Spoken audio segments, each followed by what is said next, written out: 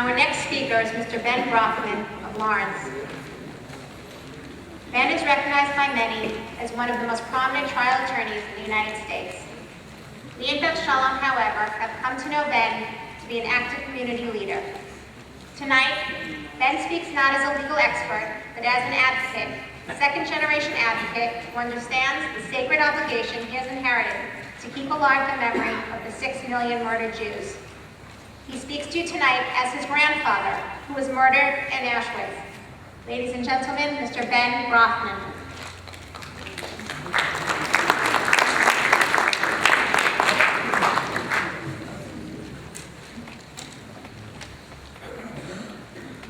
I did not survive. I was murdered at Auschwitz. My name is Yechiel Michael Friedman. I was murdered at Auschwitz. I did not die at Auschwitz. I was murdered there. There is a difference, and you must always remember that. None of you know me. None of the people in this room have ever met me. Not even my own grandson. Not even my own grandson, Ben Brafman, who many of you know. He never met me. But I have authorized Benjamin to speak for me tonight. But this is not his speech. It is my speech. My grandson speaks for me. I was murdered, but I was not silenced. You must remember my life, my murder, not my death, my murder. The murder of my family, of your family, of so many families.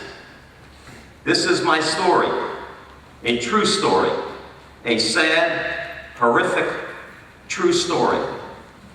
My story, like so many of your stories, has a wonderful beginning, a terrible, terrible middle, and a horrible end. But Baruch Hashem was not really the end, because although I and part of my family were brutalized and murdered, a part of my family miraculously survived. And because some did survive, my grandson can speak for me tonight to tell you my story, his grandfather's story, my life story, my death story. The story of a life that was brutally taken from me, from my beautiful wife Malka, my sweet daughter Sima, her young, handsome husband Yaakov Weiss, and their baby, my granddaughter, my first granddaughter, Chaya Sarah, my little Chayala, who at 2 years old was ripped screaming from her mother's arms and thrown into an oven at Auschwitz as if she did not matter. Well, I speak to you tonight to tell you that my little Chayala mattered. She did matter. We all mattered. Chaya Sarah was the only grandchild I ever knew, and I loved her as only a grandfather can love a grandchild. And Nazi killers murdered her. My Chayala and 1.5 other Jewish children, little boys and girls, 1.5 million little boys and girls. They took our nafas. They took our life, our joy, our hope. They took our babies and they turned them into ashes. Today I speak to you as a soul from Shemayim, from heaven, where I and millions of my brothers and sisters sit in a special place of honor reserved for us, for those you call Kadoshim, holy ones, whose lives were taken only because we were Jews. Brutally taken less than 70 years ago, when a country, an entire country, became dominated by savages, and a civilized world stood by and through its silence said that it was okay to smash the head of a 2-year-old child, and then while she was still alive, throw her screaming in terror into a burning oven. A civilized world, by its silence, said it was okay to gas and cremate, to murder this child's parents and grandparents. A civilized, cultured nation did this, and a civilized world watched it happening and did nothing to stop our slaughter. The world heard our screams, but did not care. The world smelled our burning flesh, but turned away. The world heard my Chayala screaming for her mommy and her tati, for her Zadie and for her bubby, and they did nothing. Because Chayala was a Jewish child, and at that time, it was okay, as far as the world was concerned, for Jewish children to be systematically murdered, undertaken in an efficient, organized manner by monsters in government-issued uniforms. It was okay for them to do this. It was encouraged, it was applauded. Men were honored with medals as heroes for killing children, for killing my grandchild. How did this happen? When did the world turn so bitter and dark? I remember our life before Auschwitz. A good life, a quiet, pious life, centered around family and religion. My wife Malka, our daughters Sima, Rafala, Hainsha, Hinda, my sweet little boy Meyer, Sima's husband Yankov, and their baby, my Zis little Chayala. We lived in a small town in Czechoslovakia, in Kiviash, a town right near the Hungarian border. I was a learned man, a Hebrew teacher. Our family was a good family. We were poor, but respected.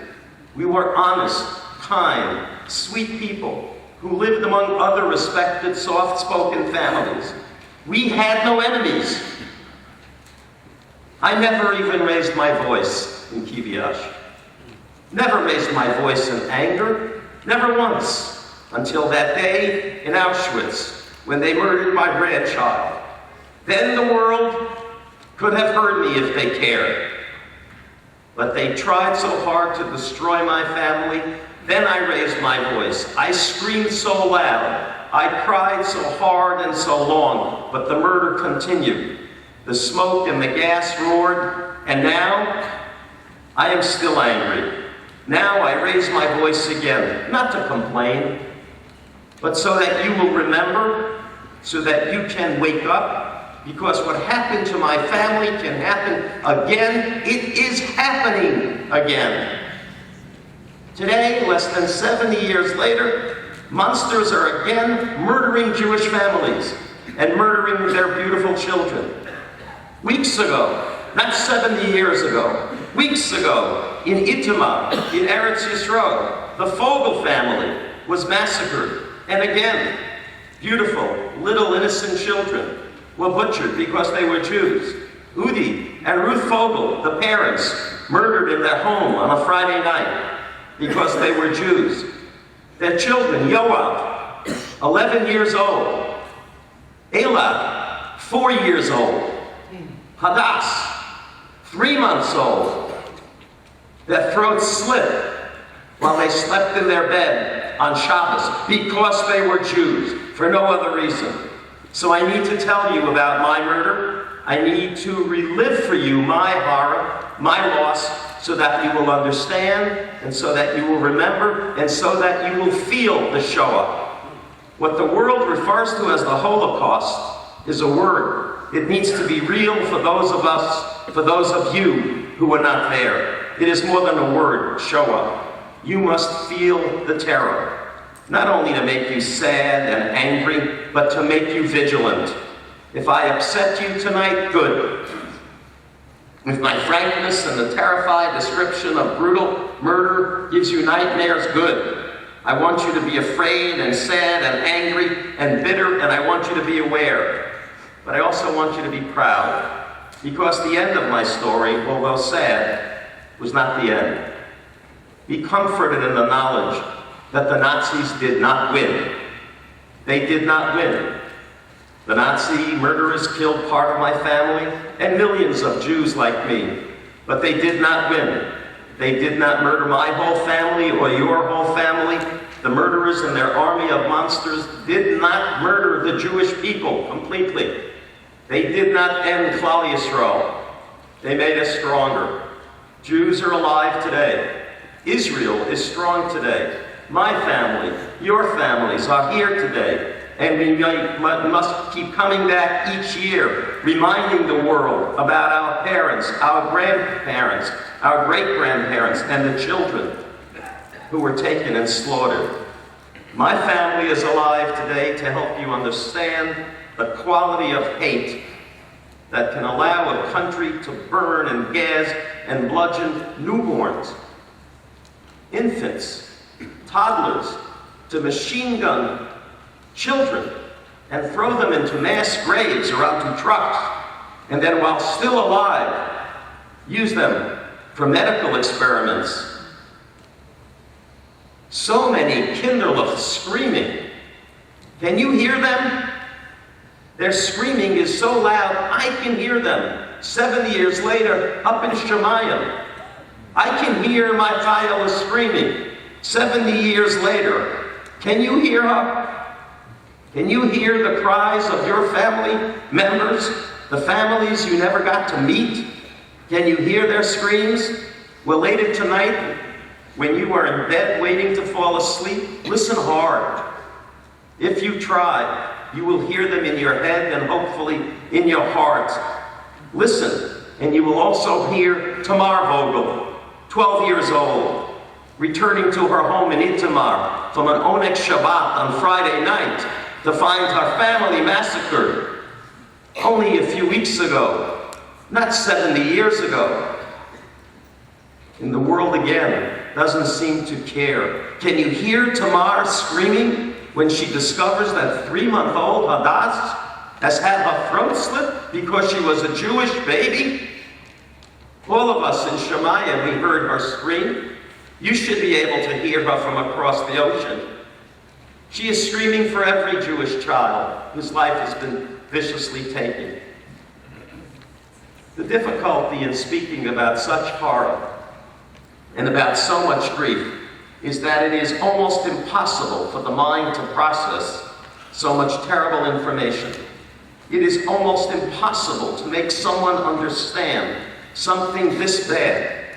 It is hard to even imagine so much murder and torture and starvation. But you must. I will help you.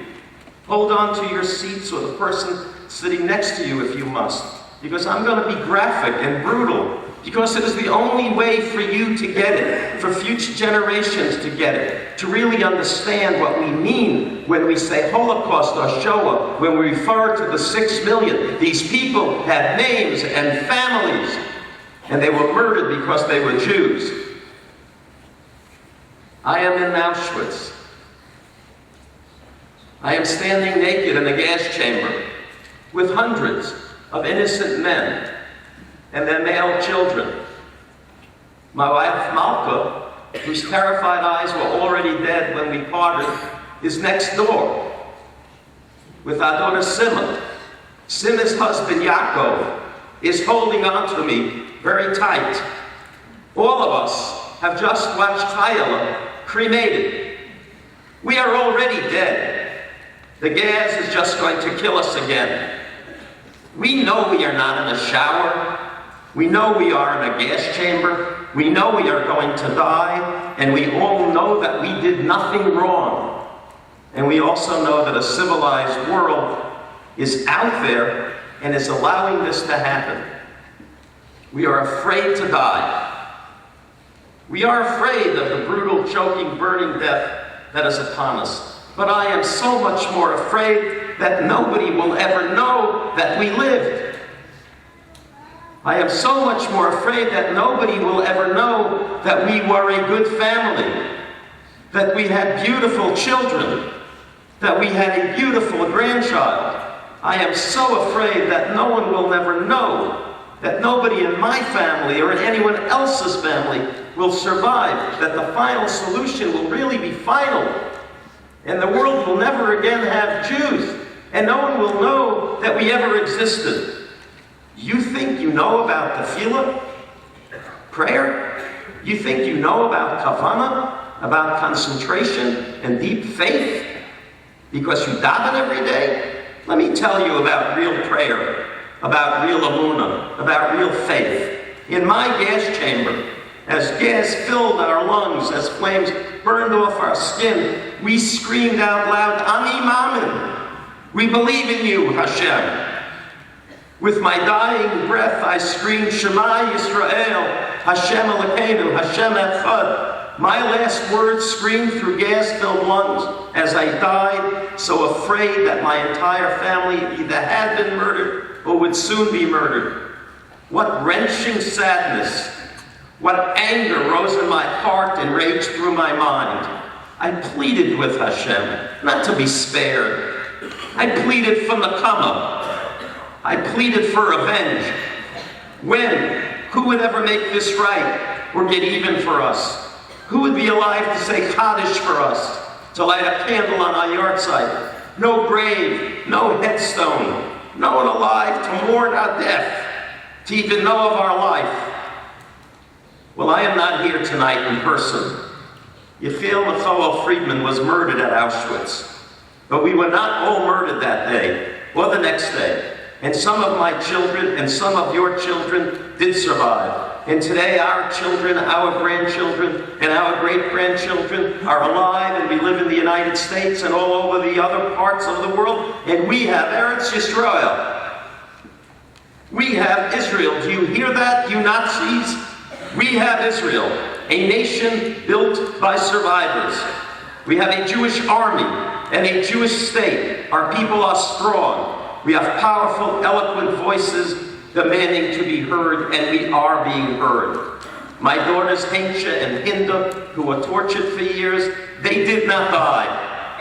My daughter, Rafala, who at age 15 escaped to America, married Shlomo Brafman, who escaped to America, they did not die. And their children and grandchildren, my great-grandchildren, are growing up as Shomer Shabbos Jews, and tonight, my grandson is speaking for me in front of 1,000 Jews in a civilized town who came together to remember us. You did not win. We did not all die. So I do not have my life, but I have some nakama. I have some revenge. In fact, my little boy Meyer, who they tried so hard to murder, he lived too. At age 16, my little boy Meyer weighed 45 pounds when he was found alive in a pile of corpses at Auschwitz. And when liberated, he went to Eretz Yisrael. And for 50 years, he fought in Tzahal, in the Israeli army. How sweet it is for me, from Shemayim, as someone who was murdered because I was a Jew, watch my son, my Kaddish, wear the army uniform of the state of Eretz Yisrael. I am sad, I am angry, and I am bitter that I did not get to enjoy the world of Nachas that was mine. A world of Nachas and pride and Yiddishkeit that I had a right to live through and enjoy. The Nazis hurt me beyond words. You killed my Chayala, but you did not win. They only win if you forget. Or now, if you allow the world to deny. They only win if you do not cry real tears when we hear about the slaughter of the Fogel family in Itamar in 2011. They only win if you cannot hear my Chayala screaming or feel the terror in Tamar Fogel's voice as she discovered her dead family 6 weeks ago, not 70 years ago. They only win if you cannot grieve for her grandparents who are alive and must now live with the murder of their children and most of their grandchildren only because they were Jews. Trust me, I know about the murder of a child and a grandchild. It impacts on everything else. Nothing else is ever the same. Your life is always shrouded in sadness. The Fogel family will never recover, but they cannot be forgotten. Here we are tonight. My grandson is speaking to you in a beautiful shul with good Jews, strong, proud Jews, who came here tonight, so you have not forgotten us, or your families, or your parents, or grandparents, or the cousins, the children, the babies who were murdered and gassed. Thank you for not ignoring this day of mourning for us, for the Fogel family. I hope you will come every year, that you will always hear the screams, old screams. Hopefully there will not be fresh screams in coming weeks. How proud I am in the knowledge that you still think about us, that you still refer to us as Kedoshim. How proud I am that tonight some of you may even cry for us. It is okay to cry for what we lost, for what was taken from us, for the lives lost, for the nafas of family so many of us were deprived of. Cry for us. We cry for you too, for what you lost, for the family you never met, for the millions of good, sweet Jews who did not live, for the students who never finished their studies, for the scientists and artists and musicians and teachers and rebbes who never got the chance to excel, to perform, to teach, to cure, to live. It's okay to cry for children who were murdered and never got a chance to play or sing or laugh, and who were put to death with such brutal violence, so much hatred that I cannot describe it in words. For some matters, there simply are no words. Some things are so bad that they cannot be imagined by any decent human being. It cannot be processed rationally, but you must, because today people are already questioning whether the Shoah really happened. World leaders and scholars are denying the Shoah happened. They are challenging even the integrity of a handful of survivors, the handful of eyewitnesses who are still alive, who saw the horror with their own eyes. Even these heroic survivors are being doubted, and I am afraid that in coming years, vicious, anti-Semitic revisionists will tamper with the truth in history. And we cannot allow that to happen. Never. I had a real granddaughter. She was a charming, beautiful little baby girl named Chaya Sarah. She was murdered in front of my eyes. And although her neshama is in heaven with me, her memory and her name must be emblazoned in your hearts forever. If our memory is really to be for a blessing, for our neshamas to really have the aliyah you ask for, an aliyah we have earned and paid for so dearly, then you must remember, you must make certain that your children and their children understand what happened to their family, to your family, to my family, what will happen again. You think it cannot happen again. Why? Because you have good lives and you live in a civilized world? We had a good life. We lived in civilized times. We were happy and complacent, but we were not vigilant, and we walked right into a burning Shoah. Our neighbors, an entire nation of ordinary men and women of intelligence and breeding and culture, turned into monstrous, murdering animals who withdrew from humanity and imposed a level of brutality on us that cannot be described and could not then ever have been predicted. But that is exactly what happened. It was even worse than the worst true story that any survivor can report, because the brain is not capable of capturing so much grief without exploding. So even those who survived and saw it all cannot fully capture the horrific ordeal, the vicious detail. Only a victim like me, who did not survive, can tell you the full emes, the whole bad, ugly, demented, terrible truth about the murder of 6 million Jews. That is why I chose to speak to you through my grandson, from my seat in Shemayim, next to Hashem, who does not yet permit me to tell you why it happened. But I am commanded to discuss with you what happened, to tell you what happened with clarity and force, so that hopefully people in this room will never doubt the Shoah, and you will take it upon yourself to confront anyone who dares to deny it and make them hear my story, your story, sad but true stories of our families we too often refer to as the 6 million, but rarely, if ever, mention by name. We have names. Our lives were taken, but they can never take our names. My name is Yechiel Michael Friedman. I was murdered at Auschwitz with my wife Malka, my daughter Sima, her husband Yaakov Weiss, and my granddaughter Chaya Sarah. Can you see them? I can see them. And I can also see Tamar Fogel following the bodies of her family being carried through Itamar. Not 70 years ago, several weeks ago. People with real names taken in the dark of night because they were Jews.